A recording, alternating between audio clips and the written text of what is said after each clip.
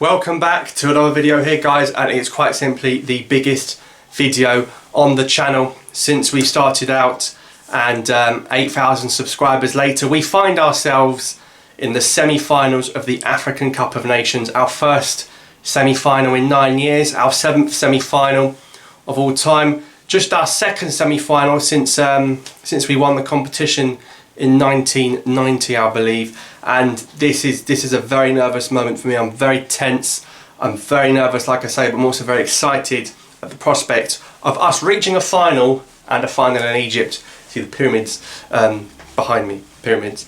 So Algeria and Nigeria for a place in the final of the Africa Cup of Nations from the Cairo International Stadium, the stadium where Algeria lost 2-0 to Egypt 10 years ago in that cruel World Cup qualifying encounter where we were seconds from the tournament. We made it in the end, but they scored in the last second to beat us 2-0, which took it to the Sudan playoff. So, Algeria, Nigeria, well, where do we begin with this? It's a huge game, it's going to be a long video, there's going to be so much to talk about. Get a drink, get a Selecto, get ready for the video. So let's delve straight into it. And first of all, let's look at Algeria. So, Algeria come into this game full of confidence after the way they beat Ivory Coast, but the game took its toll. Playing 120 minutes, we had a day's less rest than Nigeria. We played half an hour longer than Nigeria, and we played in the heat, unlike Nigeria. And unfortunately, we have picked up a couple of injuries along the way. Youssef Attal pretty much ruled out of the tournament. I'll be very surprised if we see him again with a broken collarbone. So no Attal, and also Sofiane Feghouli got a knock. I think it's the ankle. He was limping in the celebrations, but Fegouli's much more likely to play, way more likely to play, and could well start still. So that's going to be a late call by Belmadi. So with these two injuries in mind, we're not going to be able to play that same famous lineup that's been getting us through the games. So let's work out what Belmadi can do in this situation. The first thing, of course, is Youssef Attal, the fantastic right back, probably the right back of the tournament so far. He can't play. Who's going to fill his place? Well, Mehdi Zafan, he came on against Ivory Coast and people weren't happy with him. He looked a little bit shaky. Now I agree, but what you've got to remember is he's come into the team from nowhere. Suddenly half an hour, bang, called into action. And we did win the game. There were no huge mistakes by Zafan. The problem is we don't trust him. We trust Attal, but can we bring ourselves to trust Zafan? Can Belmadi trust Zafan? He's Algerian like us, guys.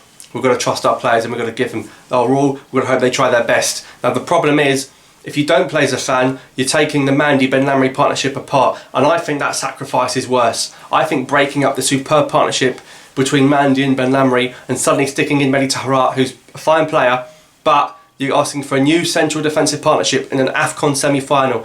This doesn't happen all the time, and to start experimenting in a semi-final, I think is a huge risk. So, combining my opinion with what Belmadi I think will do, I think Mehdi Zafan will be the right back. I think it's incredibly harsh to drop him. He didn't make any glaring errors. Of course, we can't trust him. He made a couple of nervy moments, but he knows now in the full training sessions that he has got a big chance to start. So he'll be prepared. I'm sure he'll be mentally prepared, and he'll be looking at the players he's up against. And he did deal with Gradel and Zaha well in the game in the end. They were limited with their threats. The problem is Nigeria is a big step up, and can Zafan deal with that? And it's thinking about the Mendy-Ben Lamry partnership to suddenly break that apart in the semi-final.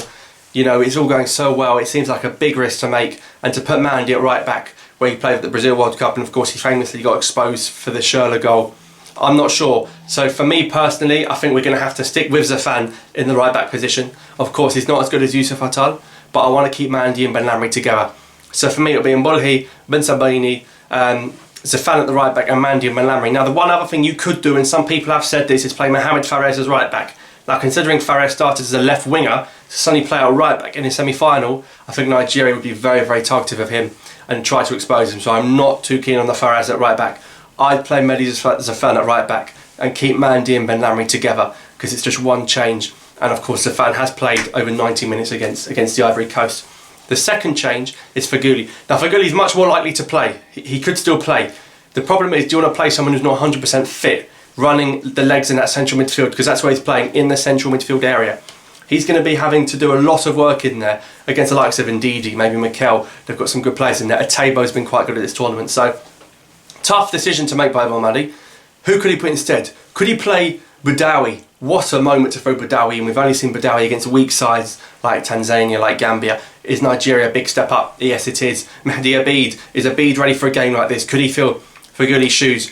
I personally would start Feghouli. I'd keep as much of that lineup in as possible, and they just work so hard. And of course, Sofiane did score the goal against Ivory Coast. You could put Youssouf Belaili as a centre mid, the same way you converted Feghouli down to a centre mid. There are a few options, but if you do put Belaili in central midfield, you give the option of Adam Wuners starting on the left, and you can have Wuners, Bounedjah, Mahrez, and you've still got Belaili in the side. So there's lots of ways you can do it. You can still play Goudiora Benassa and then have a front four of Belaili, Mahrez in the middle, Wuners on the right, and Bounedjah up front. So there are options. I'm not sure what team I'd go with. I would probably be of the opinion that we just stick to the side and keep Feghouli in it if he's fit. If he's not fit, I don't know what Belmadi will do. He could put Badawi Abid, or he could stick Belaili in midfield to allow Wuners to play. But that's a very offensive lineup. Let's move on to the attack. Bounedjah, question marks asked over him. Hasn't scored from open play at this tournament. Missed a penalty. Only got one goal, and that was a penalty against Kenya. Did get an assist for Belaili though in one of the games. Let's not forget that. And he does work very hard. Bounedjah has not been appreciated because he's a striker, and strikers are expected to score goals, and that's the statistic people will look at. Bounedjah is so much more than just a striker, holding the ball up, pressing, defending, bringing other players into the game. He's more than just a striker, and you have to look at his qualities more than just scoring a goal. So it would be very hard to drop him. Once again, to make a big call for a semi-final, it's not the time to experiment. Do you give Andy Delort his first competitive start for Algeria? Big call. No way should Slimani start. I'd love to see Delort play, but is Belmadi really going to drop Bounedjah for Delort? I don't think so, and I think Delort does offer a lot. Might even offer more from being a bench player, but I think Bounedjah's getting a bit criticised because he hadn't scored and he's been offside a few times, and he missed that big chance against Guinea, which he put over. But he's had a lot of chances to score, Bounedjah, from open play, and we just haven't seen it yet at this tournament. I really hope he can improve, because we know how good he is at scoring goals. He scores goals for fun. Who knows, he could bang in a hat-trick against Nigeria and he'll be singing his name forever. But it's Belmadi's call. If we put in Delort, that's a huge confidence taken away from Bounedjah. So I think that's a big risk. So Bounedjah should stay up front for me, and I think we will see Bounedjah up front. So those are the points on the Algeria team and how they could look. In the comments below, you can tell me, who would you play up front, Bounedjah or Delort? Who would you play in midfield? And would you play Zafan, or would you put Mandy there and put Tahrat and Ben Lamry in the middle, as you can see on the screen? So those are my thoughts on the Algeria team. Let's move on to the Nigeria team. And the Nigeria team do pose some threats. The likes of Iwobi, Chukwueze, Igalo. They've got Atebo and Ndidi in the middle. They've got some okay players. They've got Omaro's doing well at the back. Listen, it's a tough game. It's a big game, and it's a team we've struggled against in the past. We have those World Cup qualifiers against Nigeria, of course, and we lost 3-1. I think Mikel scored a brace, and Moses, who's no longer here, scored a goal. Bentala scored a banger. He's not here either. Then we drew 1-1 with Nigeria in charge, but we already hadn't qualified for the World Cup. So a rocky history against Nigeria, but they are the side we beat to win our only AFCON, both in the group stage and in the final in Annaba, and then in the 5 July Stadium. So tough opponent. Tough opponent. Works very hard, very physical, and they've got quality in their side. A very high quality team. Won a game at the World Cup last summer, nearly knocked Argentina out. We've got to be careful. And Igalo was a top scorer in qualifying. We saw against Cameroon, and he pretty much knocked out Cameroon by himself, Igalo. I think he scored 2 and made 1. We've got to be careful with him, and that's why I want Mandy and Lamry there, keeping him. Iwobi, good on the ball, but no end product. No end product. If you let Iwobi shoot, it's okay. Let him dribble past you, but don't let him. The thing is, right, Iwobi's danger is finding someone, because he can't shoot. He's got no end product. Chukwueze, an unknown quantity. Fairly new player. Even the Nigerians are getting to know him. He's come out of the blocks from nowhere. But Igalo and Chukwueze, for me, are 2 big threats. And can we win the midfield battles against Atebo and Ndidi? It's going to be a cracking battle, and that's why the Feghouli fitness is so important for that central midfield. So, could be won and lost in the central midfield this game. But yeah, Nigeria do pose a threat, but they have lost to Madagascar at this cup. And considering we're unbeaten, they've shown they've got what it takes to be beaten by Madagascar. Now, having said that, Nigeria did make changes in that game. They did rest players because they'd already won 2 games. But to lose to Madagascar, with respect to whatever side you put out, it shows they're beatable. Nigeria are beatable. And if we will win the cup, you've got to beat anyone and anyone that's thrown at you. And unfortunately, we've had some tough games. We've already had to beat Senegal, Guinea, Ivory Coast. Now Nigeria and potentially Senegal again. So we've got to be on it, guys. It's going to be tough. But we've got to forget about those World Cup qualifiers and maybe get a cheeky bit of revenge on this Nigeria team. So tough, posing some threats. That's what I make of their lineup. So as I've already mentioned, we got a day's less rest, plus we played half an hour more. Now for the first time, we're going to be playing in the Cairo International Stadium. Many people thought this would be an Algeria-Egypt game. Of course, Egypt had the run in the Cairo International Stadium. 75,000 people. We lost there in the World Cup qualifiers 10 years ago. What a way to get revenge. And we're going to be taking a lot of fans, airplanes from Algiers, from Constantine, from Wahran, all making their way to the game. And it should be a cracking atmosphere. There should be more Algerians than Nigerians. It's going to be tough. It's going to be tough, the game itself. Less heat. We're playing in the night, Sunday night, which is good. Senegal and Tunisia are going to be playing first. And so we're going to be anxiously watching. So we will know who would play in the final while this game takes place. Big chance it's Senegal again, who have shown we've already beaten. So many Algerians think if we beat Nigeria, we've won the cup. They think Nigeria is tougher than Senegal. Let's calm down. Let's take it one game at a time, which we have so far. This is a huge, huge game. It's one of Algeria's biggest games in a long, long time.